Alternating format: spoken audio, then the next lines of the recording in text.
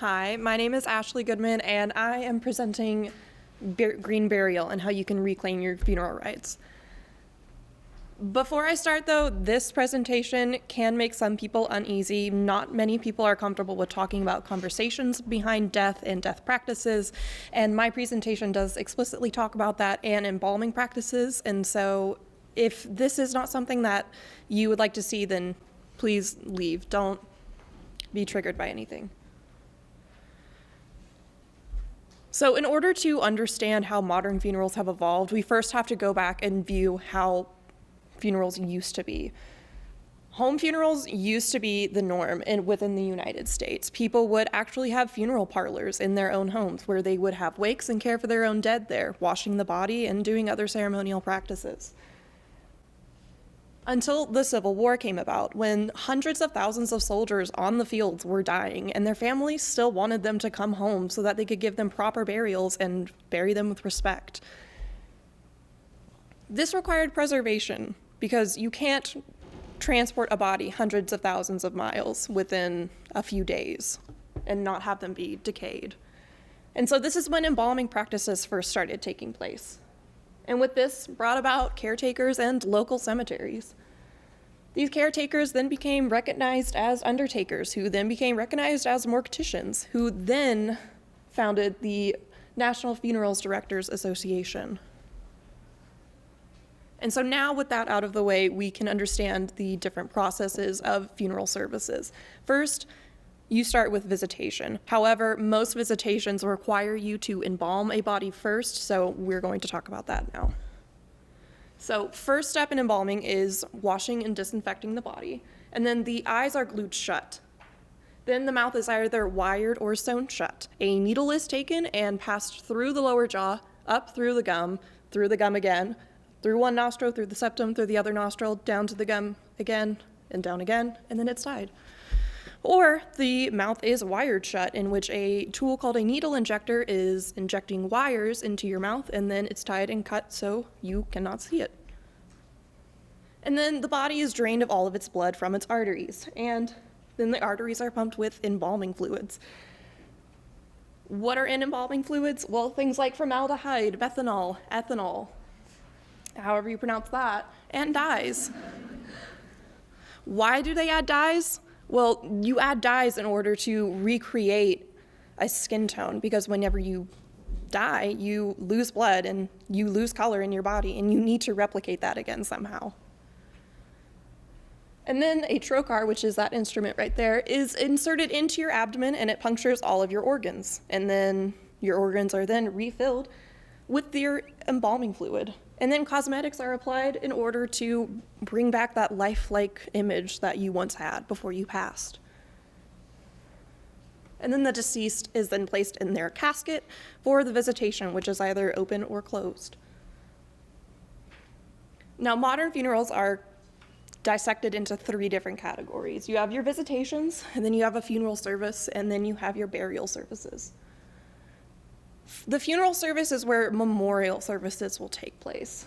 It's led by either a funeral director or a clergy member. It all depends on whether or not the deceased and the family was religious or not. If religious, then these services include things like prayers and hymns and many words of affirmations. People are also asked to give eulogies in order to honor their loved ones.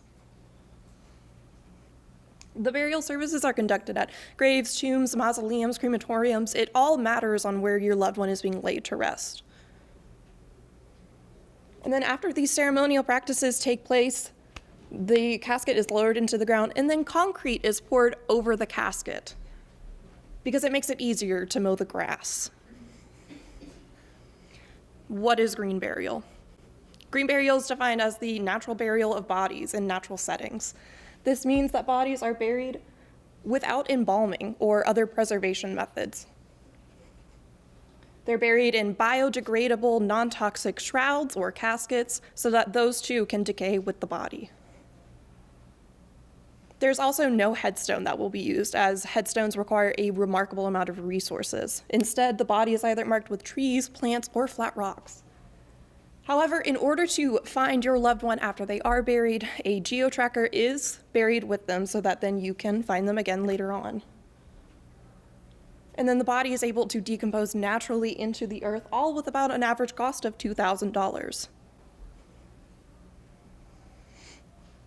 And with the benefits, you get a reduction of carbon footprints, safer environments, and the conservation of many resources like metals, woods, and also natural habitats. Funeral giants and scams. Many people are very unaware of the funeral industry and how it operates. And because of this, a lot of people can become victim to scamming. The average modern funeral costs around $10,000. And according to the Funeral Rule of 1984 by the Federal Trade Commission, funeral directors are required to give their consumers an itemized price list before any conversations behind funeral services can take place. And also, funeral directors can't require consumers to purchase any unwanted or unnecessary items. However, despite this, many people are still taken advantage of. Like the Graham family. James Graham died in 2017 very suddenly from total organ failure. However, back in 1988, him and his wife purchased a direct cremation plan for about $3,000. Everything was taken care of. In the list, it was told that as soon as he passes, they would call Arbor Memorial, they would come pick up the body and cremate him. So his daughter, Tiffany, did exactly that. However, Arbor responded that in order to cremate her father, she would have to pay an additional $5,000 on top of the already completely prepaid direct cremation.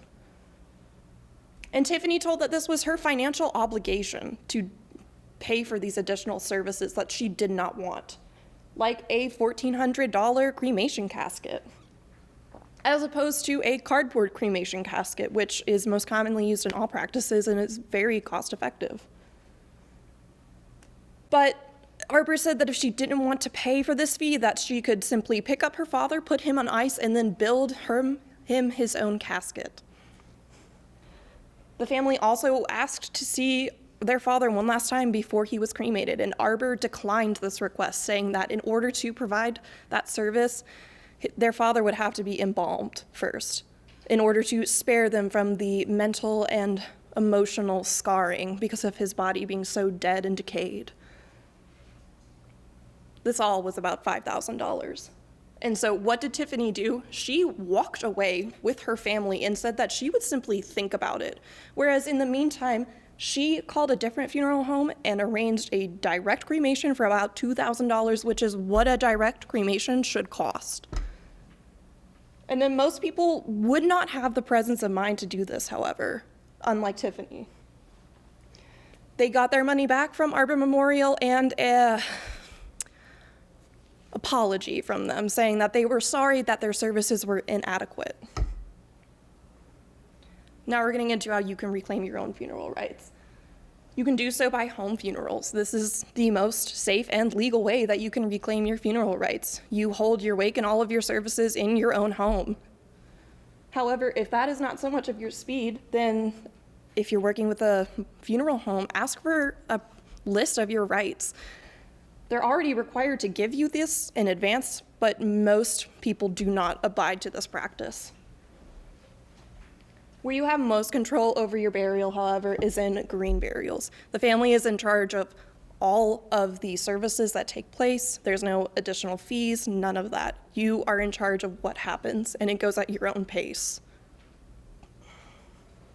And so to conclude, green burial is a way for caring for the dead with minimal environmental impacts, and it also can restore and preserve natural habitats. And with green burial, you're not only taking back your own death rights, but you're also taking back how you're buried with love, respect, and your own personal comfort.